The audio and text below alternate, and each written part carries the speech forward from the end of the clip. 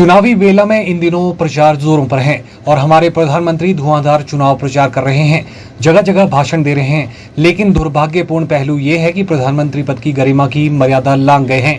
आज तक जितने भी प्रधानमंत्री रहे हैं, उन्होंने राजनीति करते हुए कभी प्रधानमंत्री पद की मर्यादा और सीमा को कभी पार नहीं किया। ये बात प्रदेश कांग्रेस मुख्य प्रवक्ता प्रेम कौशल ने प्रेस वार्ता में कही।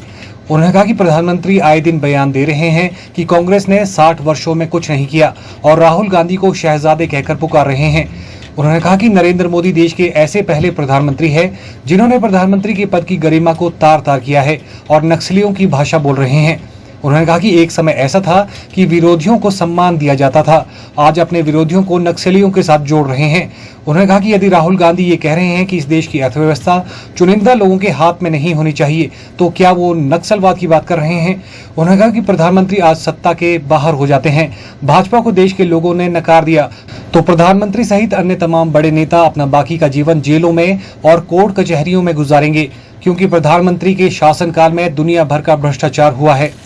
भारतीय जनता पार्टी के किसी भी नेता को, चाहे वो प्रधानमंत्री हो चाहे इनके दूसरे दर्जे के नेता हो, भ्रष्टाचार के ऊपर भाषण देने की नैतिक अधिकार में समझता हूँ इनको नहीं है, क्योंकि ये भ्रष्टाचारियों का झुंड है भारतीय जनता पार्टी स्वयं। और आप कहते हैं कि इस देश के अंदर कांग्रेस पार्टी ने 60 सालों में क्या किया। नरेंद्र मोदी जी जिस पार्टी की सरकार के आप प्रधानमंत्री हैं, उस पार्टी का जन्म नहीं हुआ था इस देश के अंदर जब पंडित नेहरू ने इसरो की स्थापना की थी, जहां से आज आप सैटेलाइट छोड़ते हैं, जिसका श्रेय लेते हैं, कहाँ जाके आप फोटो खिंचवाते हैं इसरो सेंटर में जाकर। उसकी स्थापना पंडित जवाहरलाल नेहरू देश की आज़ादी के तुरंत बाद कर चुके थे। एम्स, IIT, डैम, इस तरह की चीज़ें जो देश के अंदर बनी, जिनका निर्माण हुआ, वो पंडित नेहरू ने किया, कांग्रेस की सरकारों ने किया। और आप कहते हैं पाकिस्तान का नाम आप बार बार लेते हैं, पाकिस्तान का नाम लेकर आप देश के लोगों को डराते हैं। जिस पाकिस्तान का नाम लेकर आप देश के लोगों को डराकर वोट लेना चाहते हैं, उसी पाकिस्तान के इंदिरा गांधी सेना के पराक्रम से 2 टुकड़े करके बांग्लादेश जैसे एक अन्य देश का निर्माण कर चुकी हैं। ये आपको याद रखना होगा। जो अपने भाषणों में, अपने संबोधनों में प्रधानमंत्री पद की जो गरिमा है, उसकी जो मर्यादा है, उसको तार तार करने में। पिछले कल का इनका भाषण, रोजी ऐसी बातें कर रहे हैं, लेकिन पिछले कल भी इन्होंने अपने भाषण में कुछ बातें कही हैं जिसमें एक तो साधारणतः कहते हैं कि 60 वर्षों में कुछ नहीं हुआ, उद्योग लगाने के खिलाफ कांग्रेस है। और अब तो ये कह रहे हैं कि साहबजादे या शहजादे, कौन सा शब्द इस्तेमाल करते हैं राहुल गांधी के लिए, कि वो उद्योगों के खिलाफ हैं, नक्सलवादियों की भाषा बोल रहे हैं।